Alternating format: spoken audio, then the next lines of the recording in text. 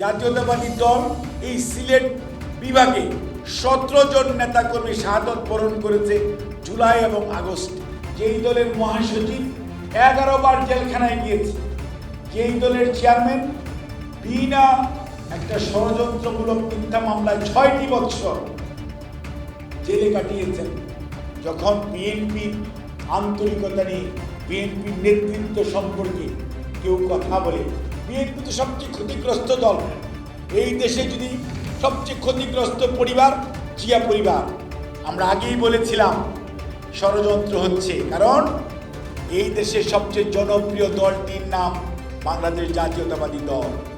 আইন শৃঙ্খলা রক্ষাকারী বাহিনীর সামনে দাঁড়িয়ে থাকে, অন্যায় হয় তারা কিছুই বলে না, অর্থাৎ তারা এগুলো দেখছে, এরকম ঘটুক এগুলো ওনারা জানছেন, কারণ তারা তো ষড়যন্ত্র করতে চায়, তারা তো বিএনপিকে মেলাইন করতে চায়।